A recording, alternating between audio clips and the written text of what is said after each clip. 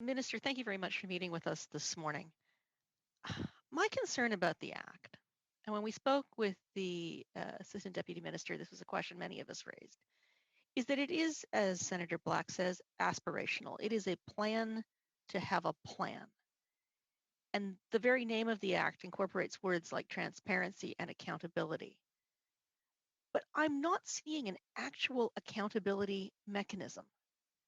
And so can you tell us how you see this Act going beyond nice words on a piece of paper to being something that functionally incents carbon reduction and that holds the government of the day accountable for not reaching those goals? So thank you, Senator, and I think that's a very important question, and I think it deserves a very thoughtful answer. What I would say is this act is a process act. It is about establishing a process through which a government and all future governments will be held accountable. It is actually in many respects very similar to legislation that exists in the United Kingdom, in New Zealand, in France, in Sweden, and a number of other countries. It provides, as you know, the requirements on the government to establish targets, to establish emissions reductions plans, to monitor that through progress reports and assessment reports. It also provides an audit mechanism through the Commissioner of Environment and Sustainable Development. It is an all-of-government plan, so it is the government is responsible for delivery of that. And what I would say is that will ensure that one of the criticisms in the past in Canada has been that governments haven't achieved their targets. Well, one of the reasons they haven't achieved their targets is because they haven't been required to have a plan, and most of them have not had plans in terms of establishing the detailed pathways through which they will be able to reach their targets. In fact, the first government that has done that is ours.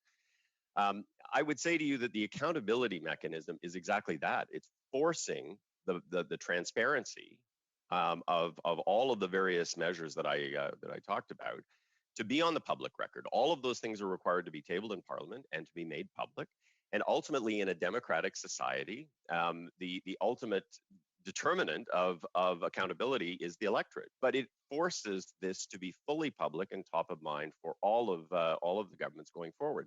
Some people have suggested that there needs to be some kind of penalty mechanism, and I would just say, look, if you think that requiring the Minister of Environment of the day to step down or to pay some kind of financial penalty is actually going to do anything, I would tell you that's just, in my mind, not correct. You may have a government that comes to power 1 year before a milestone year and misses the milestone. So what have you accomplished by doing that?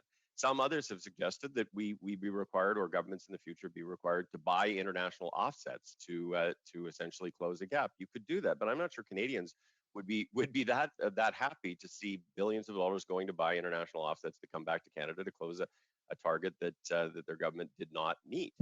And so ultimately, what I would say is this forces the transparency. And ultimately, if the Canadian public believes that climate change is an important issue, they will hold that government to account. I want to pick up on what Senator Patterson was talking about. I mean, this is a net zero framework, not a zero framework.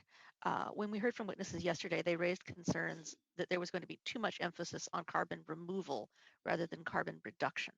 So I'm wondering how you see the right formula for getting us to net zero. And I say this against the background that as we've been speaking, Minister Champagne has been in a Zoom event with the Premier of Alberta and the Mayor of Edmonton to announce major federal and provincial investment in hydrogen in my region. So, I mean, how do you see getting the right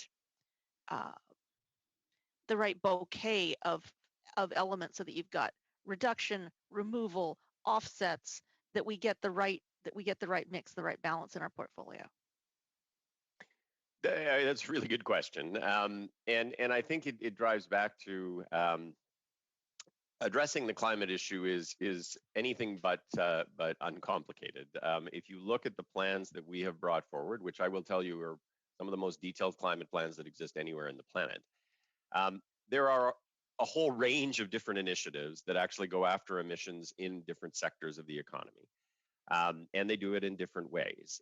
And some of those initiatives are about trying to address carbon removals, and some of them are just about eliminating the production of carbon through combustion in and of themselves. I would say that part of coming up with a plan to actually address the targets is looking at what you are able to do and what is most cost effective to do to ensure that you're actually making the steps required. In our plan, there are a couple of different areas that relate to what you're talking about. One are the nature-based solutions, which is about planting trees. It's about restoring wetlands and grasslands. And in the context of the work that we have done, I would say that's an important part. But if you aggregate the work thus far that we've invested in with respect to trees and wetlands, by the time you get to 2050, it's maybe 10%, probably less than the reductions that we will need. The second part, obviously, is things like carbon capture and sequestration, or direct air capture, where you're actually sucking carbon dioxide out of the air. We certainly see a role for carbon capture and sequestration in the context of things like what you've talked about with blue hydrogen, but you got to be sure that you're capturing and you're sequestering all of the carbon. What Minister Champagne announced this morning is a project that essentially gets at 90% of the carbon that is produced when you are actually creating blue hydrogen. Eventually, it would have to be 100% as we move forward. But that is an important piece in some sectors. And I would say those sectors would be oil and gas, they would be steel, they would be cement, and they may be long-term, and it may be that there are other options like electric furnaces that displace them. But they're important that we actually think about all of these different pieces in the context of something that gets us to the end target that we need to get to.